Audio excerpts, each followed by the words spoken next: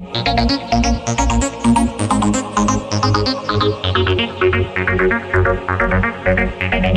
कार्तिक कश्यप स्वागत करता हूं आपके अपने चैनल वाईटी पेपर में। तो आज का जो हमारा टॉपिक है वो है हेल्थ एंड डिजीज। तो डिजीज को हम अच्छे से पढ़ें क्योंकि इससे क्वेश्चंस बहुत सारे आते हैं। हर पेपर में लगभग एक सवाल इससे जरूर होगा कि कौन सी बीमारी किससे होता है, कौन से एजेंट से होता है, वायरस से होता है, बैक्टीरिया से होता है, जीवाणु से या विषाणु से। ऐसा बहुत सारे सवाल आता है। तो बिना कुछ देरी के आज के क्लास को हम स्टार्ट करते हैं।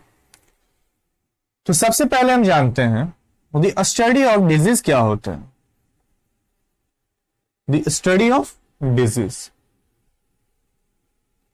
तो स्टडी ऑफ डिजीज को हम क्या बोलते हैं? पैथोलॉजी। और जब कोई एजेंट, जैसे मान लेते हैं अभी कोरोना वायरस बहुत फैला हुआ, तो कोरोना वायरस क्या है? हमारे बॉडी में है। वो क्या है? एक तरह का वो एक एजेंट है। जब किसी एजेंट के माध्यम से हमारे बॉडी में कुछ प्रॉब्लम हो, कुछ बीमारी होता है, तो उसे हम क्या बोलते हैं? Pathogen. Disease causing agents.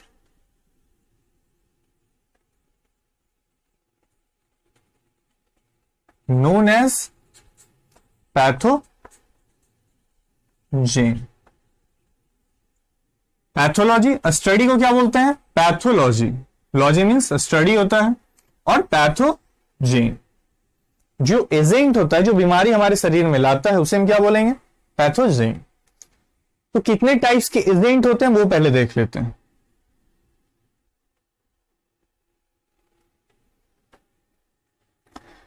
Mainly दो होते हैं,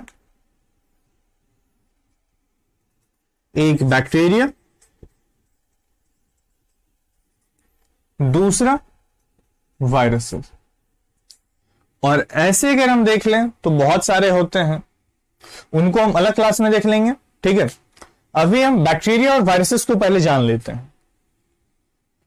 तो बैक्टीरिया को हम हिंदी में क्या बोलते हैं? बैक्टीरिया को हम हिंदी में जीवाणु बोलेंगे, और इसे विषाणु।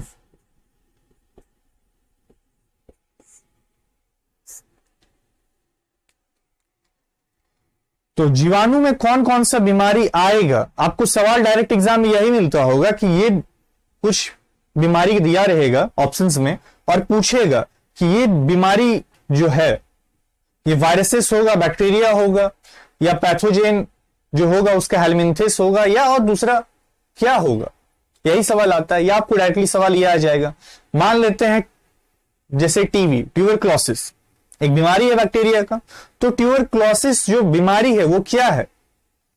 बैक्टीरिया है, वायरस है, या फिर अदर ऑप्शन आपको मिलेगा।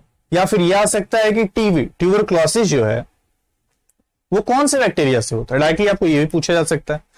तो बैक्टीरिया से ऐसे 5-6 सवाल आते हैं जो डायरेक्टली उसका मतलब बैक्टीरिया का नाम पूछ लिया जाता है कि कौन से बैक्टीरिया से होता है। पहले उसको हम देख लेते हैं, और फिर बैक्टीरिया को और कौन कौन सा बीमारी है जो एग्जाम में ज्यादा रिपीट होते हैं उन्हें हम देख लेंगे। यहां पे हमको सारी बीमारी के बारे में पढ़ना नहीं है, हमें उतना ही पढ़ना है जितना एग्जाम में हमको काम आए, क्योंकि एग्जाम के लिए ज्यादा मोटा नोट्स बनाने से हमें कोई फायदा नहीं, वो रखा रह जाएगा।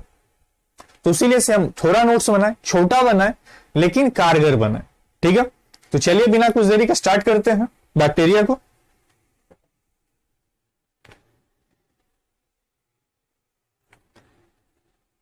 बैक्टीरिया, अभी जस्ट हम पहला नाम लिए उसकी बीमारी का, टीबी, जिसे हम ट्यूबरक्लोसिस बोलते हैं।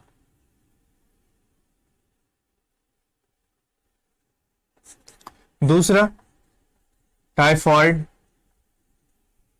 तीसरा कोलेरा, ठीक है, और चौथा लेप्रेसी,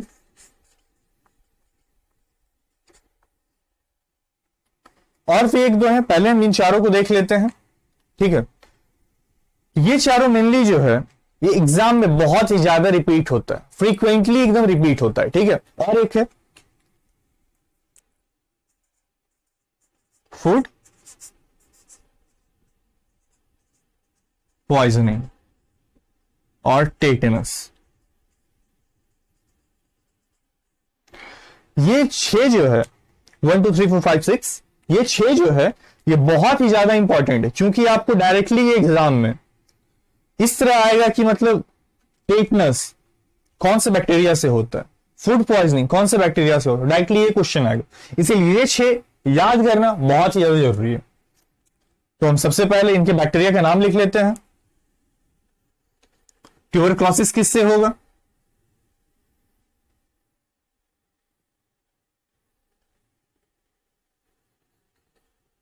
मायोबैक्टीरियम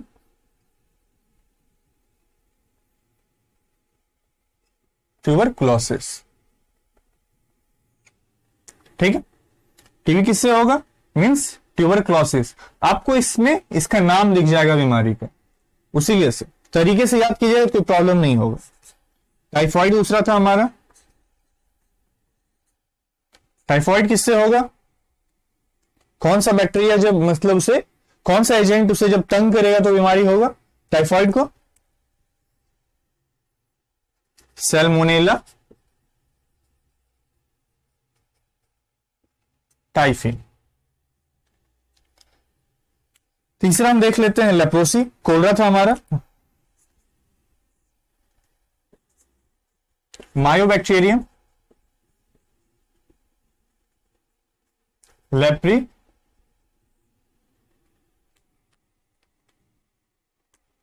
फूड पॉइजनिंग। अभी हम इसके बैक्टीरिया के बारे में जान रहे हैं और फिर हम इसके बारे में थोड़ा थोड़ा जान लेंगे क्या होता है इसमें, किस ऑर्गन को इफेक्ट करता है वो भी हम जानेंगे। पहले हम फूड पॉइजनिंग के बारे में जान लेते हैं। फूड पॉइजनिंग किससे होगा? तो फूड पॉइजनिंग होगा हमारा क्लॉस्ट्रीडियम ब्लॉटिनम से। क्लॉस्ट्रीडियम ब्लॉटिनम। तो मायोबैक्टीरियम से आप याद रखिए, 2 में मायोबैक्टीरियम है, एक लेप्रोसी में और एक टीबी में। और इसी तरह एक फूड पाइप में आपको क्लॉस्ट्रीडियम मिलेगा और एक टेटनस में। इसका क्या नाम होगा? Clostridium tetani. यहां पे हमारा टोटल कितना कवर हो गया? 5 हो गया है। एक हमारा बच रहा है कोलरा। कोलरा को हम देख लेते हैं इरेज करके।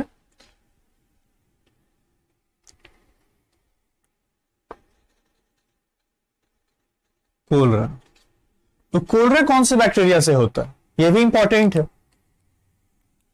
Vibrio cholerae. Vibrio cholerae. तो ये 6 जो है एग्जाम में फ्रीक्वेंटली बहुत ही बार रिपीटेड होता है। इसका आप एक स्क्रीनशॉट ले लीजिए और नोट्स में अच्छे से बना लीजिए, या फिर अपने पास स्क्रीनशॉट लेके रखे रहिए। अगर कहीं घूम भी रहे हैं 1 मिनट में ये पूरा का पूरा रिवाइज हो जाएगा। ये कंफर्म है कि 1 नंबर आपको पक्का दिलाएगा, इसीलिए से इसको स्किप मत कीजिए। अब हम देखते हैं मेनली इसमें कौन से ऑर्गन को इफेक्ट करता है। ट्यूबरक्लोसिस टीबी, इसके बारे में सब कोई जानता होगा क्या होता है इसमें। ट्यूबरक्लोसिस मेनली जो है लंग्स को इफेक्ट करता है, सांस लेने में तकलीफ होता है, ठीक है। तो हम लिख लेते हैं affect the organ, affect lungs. किसको? फेफड़ा को। अभी भी पहले ऐसा होता था इसमें बहुत का जान जाता था, अब ऐसा है इसका लक्षण जो होगा पहले वो जान लेते हैं। इसका लक्षण अगर 2 वीक से ज्यादा खांसी अगर किसी को हो रहा है और कफ है साथ में, तो उसके लिए जरूरी है कि वो एक बार जांच जाके करवा ले। बट ऐसा होता है जनरली कोई जांच नहीं करवाता है, जब ज्यादा थोड़ा बढ़ जाता है तब होता है, तब किसी को पता चलता है। बट ऐसा होना चाहिए, जागरूक सभी को होना चाहिए कि 2 वीक से जैसे ही ज्यादा हो खांसी कफ के साथ, तो जाके आप जांच करा लिए टीबी का।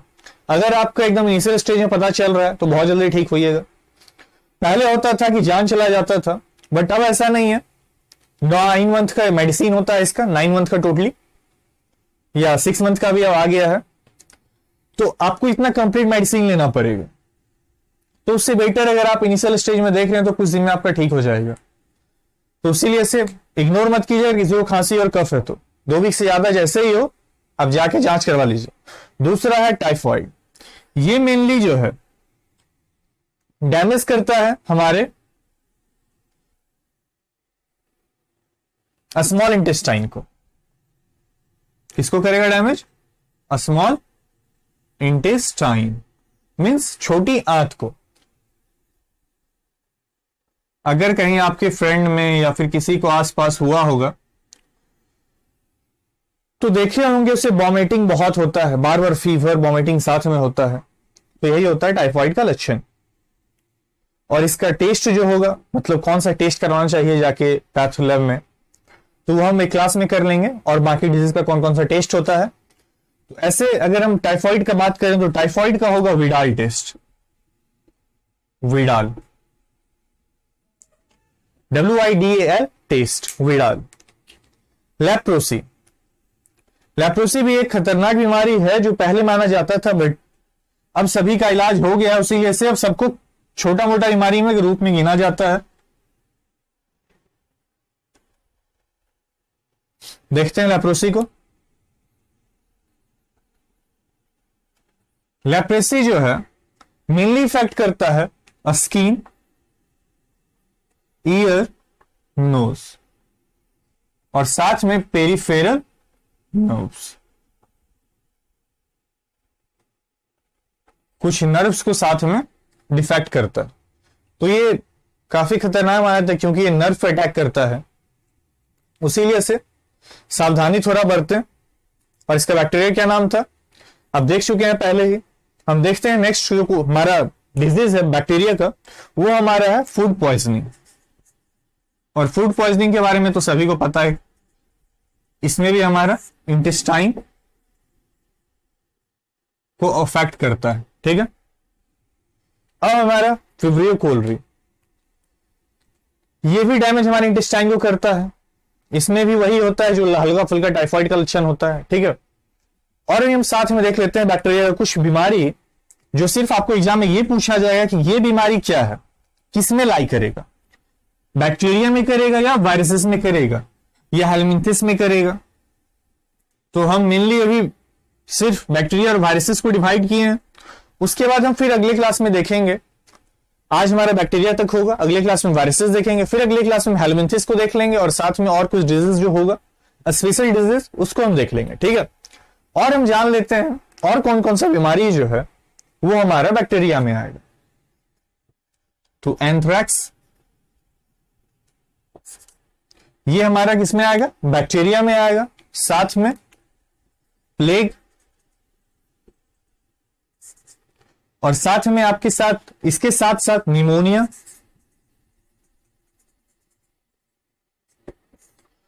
निमोनिया जैसे कि कोरोना के स्टार्टिंग में सब बोल रहा था बहुत ही ज्यादा कि निमोनिया का इसमें लक्षण पाया जाता है, बट निमोनिया जो है एक बैक्टीरिया है और कोरोना एक वायरस है, फ्लू है। तो फ्लू का ही लक्षण सेम लगभग निमोनिया में भी होता है। ठीक है, तो इसीलिए से ऐसा कमेंट किया जाता है, बट दोनों को मिलाइएगा मत, बैक्टीरिया और वायरसेस को। ये तीनों डिजीज एग्जाम में रिपीट होते हैं, पूछा जाता है इससे सवाल। और दो डिजीज जो है बैक्टीरिया का जो कि थोड़ा स्पेशल, साइफिलिस और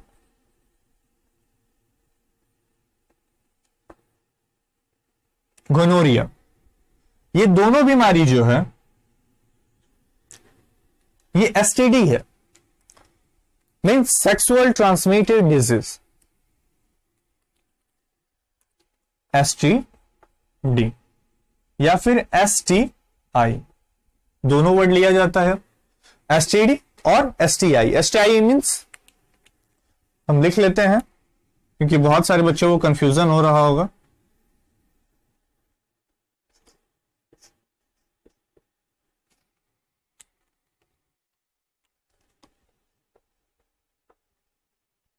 sexual transmitted disease,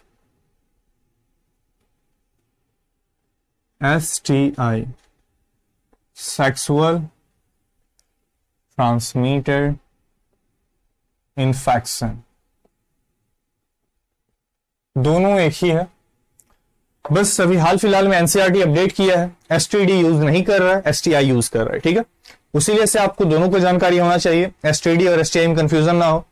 STI sexual transmitted disease, STI sexual transmitted infection और एसटीडी सेक्सुअल ट्रांसमिटेड डिजीज, ठीक है। तो यही हमारा 6 हम देखे थे उसके बैक्टीरिया के नाम के साथ, और ये आपको 5 दिख रहे हैं, टोटल 11। इस 11 को आप एकदम रट लीजिए, या जितना हो सके उतना लिख के प्रैक्टिस कर लीजिए और याद कर लीजिए। ये एग्जाम में कंफर्म है कि आएगा, इसी से आएगा बैक्टीरिया की बीमारी, ये कंफर्म है, मींस 1 नंबर आपका पक्का है। तो अगर आपको वीडियो हमारा पसंद आया हो तो ज्यादा से ज्यादा लाइक कीजिए, शेयर कीजिए, और जो नए हैं वो सब्सक्राइब कीजिए और लाइक और शेयर कीजिए साथ में। तो आज के लिए इतना ही, धन्यवाद। हम अगले क्लास में वायरसेस को देखेंगे।